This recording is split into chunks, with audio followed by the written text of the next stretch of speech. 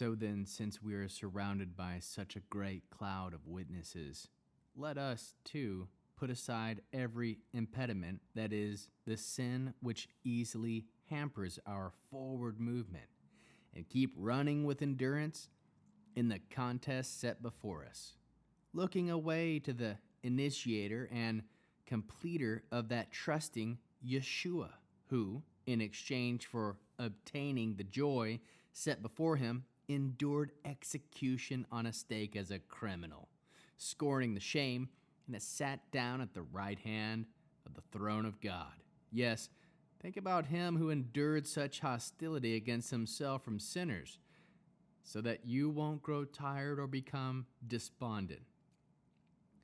You have not yet resisted to the point of shedding blood in the contest against sin. Also, you have forgotten the counsel which speaks with you as sons. My son, don't despise the discipline of Adonai or become despondent when he corrects you, for Adonai disciplines those he loves and whips everyone he accepts as a son. Regard your endurance as discipline. God is dealing with you as sons. For what son goes undisciplined by his father? All legitimate sons undergo discipline. So if you don't, you're an illegitimate son and not a true son. Furthermore, we had physical fathers who disciplined us and we respected them. How much more should we submit to our spiritual Father and live? For they disciplined us only for a short time and only as best as they could. But he disciplines us in a way that provides genuine benefit to us and enables us to share in his holiness. Now, all discipline, while it is happening, does indeed seem painful, not enjoyable. But for those who have been trained by it, it latter produces its peaceful fruit, which is righteousness.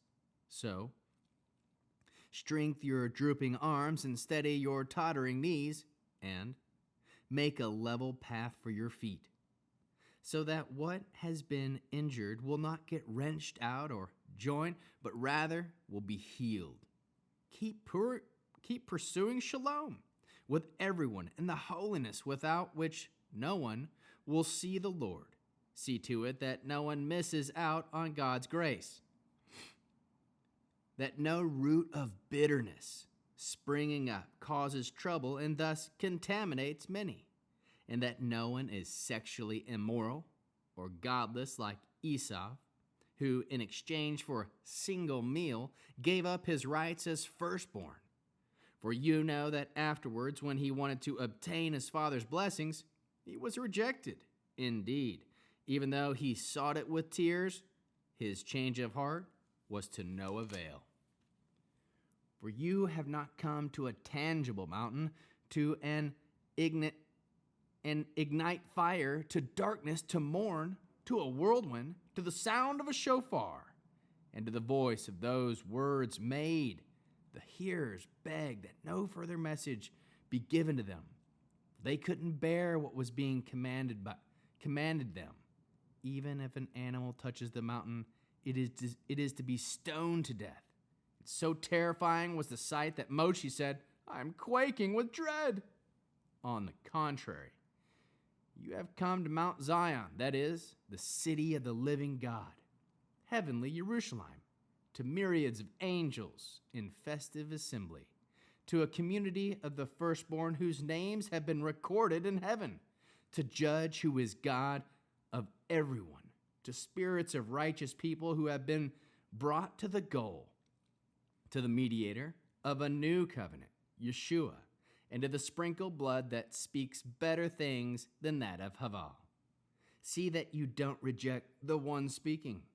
For if those did not escape who rejected him when he gave divine warning on earth, think how much less we will escape if we turn away from him when he warns from heaven. Even then, his voice shook the earth.